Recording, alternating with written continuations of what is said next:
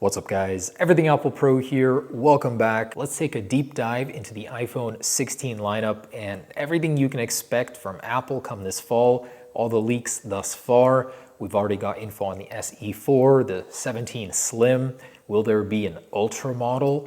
And we can take a closer look at the CADs. I'm a little rusty, we'll have to backtrack a little for context, but let's try and do this.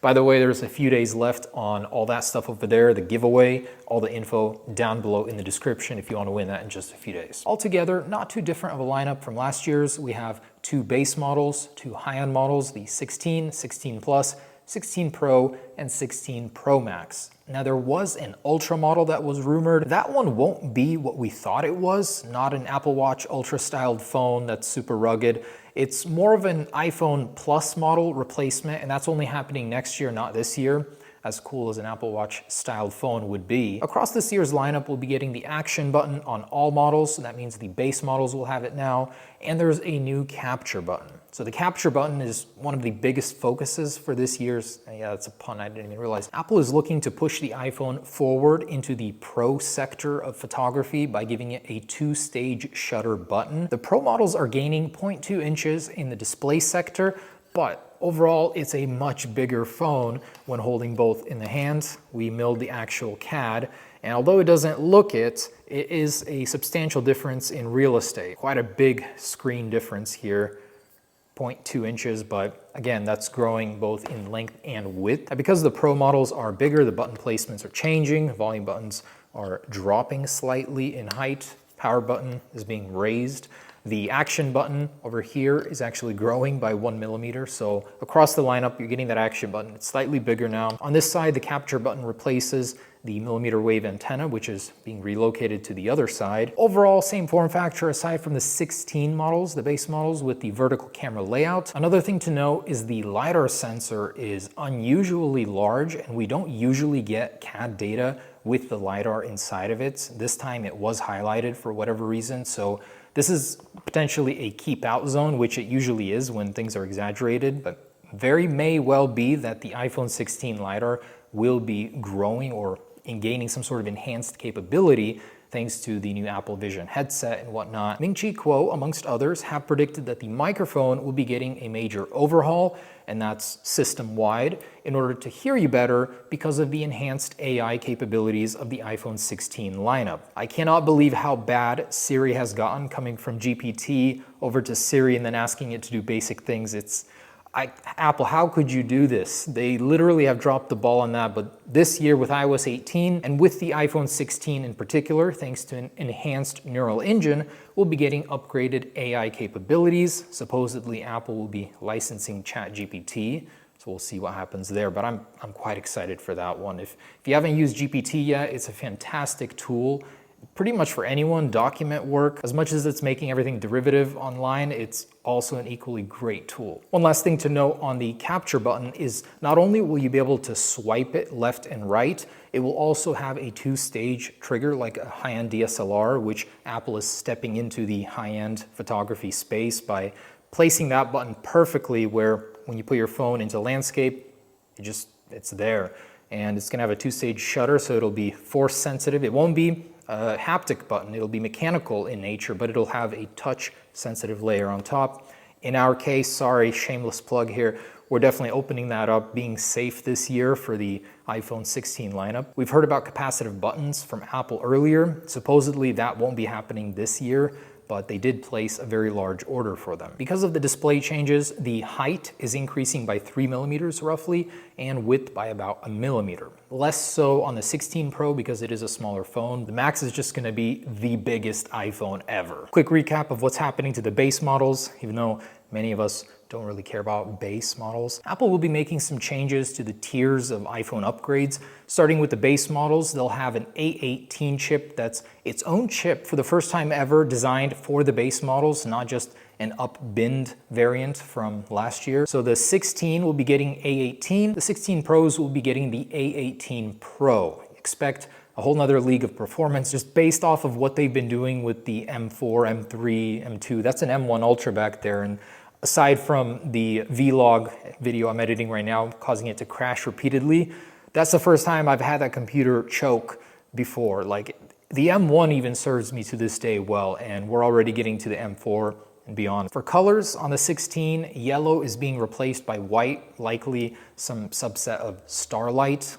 Also the colors themselves, as usual, Apple mixes them up a little bit, the hues and maybe new names. Base 16 and 16 Plus are rumored to adopt Wi-Fi 6E and will be gaining 8 gigabytes of RAM compared to the current 6 gigabytes. Now the battery capacities have leaked. All of the batteries are getting bigger except for the iPhone 16 Plus model, which is showing a decrease in milliamp hours. And in a shocking turn of events, we have our first component leak in a long time, the 16 Pro battery, which showcases a metal jacket. Just like on the smaller Apple Watch models, Apple has been using a metal jacket for the battery. Supposedly it raises capacity, but that's not why Apple is doing it. Ex-leaker Kosutami says that the rejacketing is happening because of thermals, not because of density, or at least that wasn't mentioned. And in that vein, Apple is upgrading the thermal capability of the iPhones. I don't think we're getting the copper tubing like Samsung has, which would be a great solution. They are looking into graphene though, and this in conjunction with this battery upgrade means that the thermals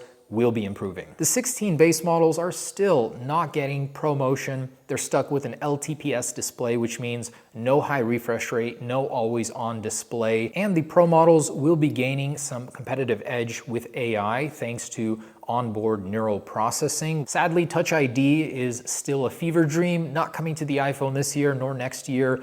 And under the screen Face ID is still a few years away, according to Ming-Chi Kuo, along with Apple's in-house modem, which they've been developing forever.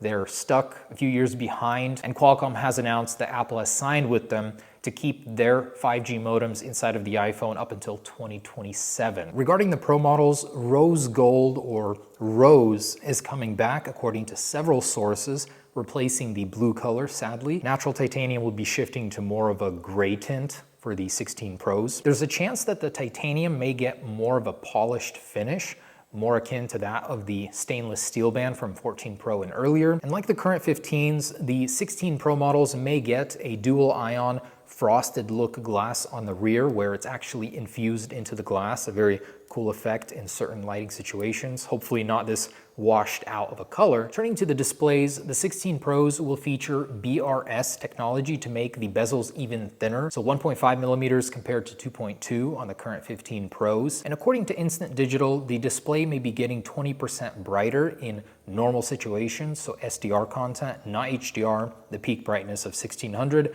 This is 1200 peak nits over 1000 on the 15 Pro Max. Sadly, the 16 Pro models will not be getting that anti-reflective coating that the S24 Ultra has. Several key upgrades regarding cameras. So the 16 Pro 6.1-inch model is gaining that tetraprism 5x optical zoom via the telephoto lens. And a shaky rumor regarding the zoom capability on the 16 Pro Max, that may be upgraded to 300 millimeters of focal length compared to 77 on the 15 Pro Max, which translates to 5x optical zoom. On the 16 Pro Max, I'm not sure what that would translate to, maybe 10x, 12x, and so on. The zoom race begins, although this one is likely not going to happen. Exclusively on the 16 Pro Max model, the main 48 megapixel camera will be enhanced, so upgraded over the 16 Pro model. It's a new Sony sensor with enhanced dynamic range and noise reduction technology, slightly larger of a sensor too, which is always welcome. Both the Pro models are getting a 48 megapixel ultra wide sensor, which is welcome because no longer do you have to sacrifice between getting the shot you want and a noisy, grainy image thanks to a little low light. This one is said to exceed in low light conditions. As for the A18 Pro, it's to remain a 6-core GPU with considerably enhanced neural engine with many more cores. 8 gigabytes of RAM on the Pros is continued. Not sure if there's any speed gains there. And the X75 is what Qualcomm is calling 5G enhanced. It's a generation between 5G already and 6G. It's a 25% smaller package, 20% more efficient. As for storage, like every other year, shaky rumor says bigger storage options. We might be getting a 2 terabyte iPhone for the first time ever, and a likely price increase with the 16 Pros thanks to rising costs of everything, inflation. Apple has been subsidizing a lot of the 15 Pro cost, so yes, it will likely be going up. Regarding the 17 Slim model is looking to replace the Plus, which is not doing very well just based from our case sales. It is the unpopular child, and the 17 Slim is essentially a new altogether branch of the lineup, a very slim high-end aluminum model, not titanium, and a screen size that falls in between 6.3 and 6.9 inches, somewhere around 6.7. It's apparently going to be a monumental upgrade like the iPhone 10 was, something unexpected, and it's the Ultra model. They say this is what the Ultra model is or was rumored to be, is the 17 Slim, and the 17 Pros are set to receive 12 gigabytes RAM standard. So like always, the model coming after this one is set to be far more enticing than this release. And looking past that, 2nm chips are currently being worked on, with Apple set to receive them first, and even past that, 1.6 nanometers. Lastly, the SE4, we have the CAD. We can take a look at that in comparison to its derivative 13 shell. The notch also is from the 13. Only major differences, the camera lens and flash looks awfully small. I don't think that can't be the final size. Release date spring 2025 with a sub $500 price tag. And being a parts bin device, the SE4 is to reuse the iPhone 14 battery. I do have a lot more 17 stuff. I'll save that for the next video. It's just nice to even sit down for this one, talk to you guys. A few days left on that giveaway. Do support our Rebel company, which I will plug because we've been working hard on it. Gen 6 is coming. Our folding lens, which as a new SolidWorks user, I have designed. I hope you guys go easy on me with that one. And the Qi 2 wireless charger, years in the making, slimmest one on the market, coming soon. Anyways, guys, see you on the next one. Peace.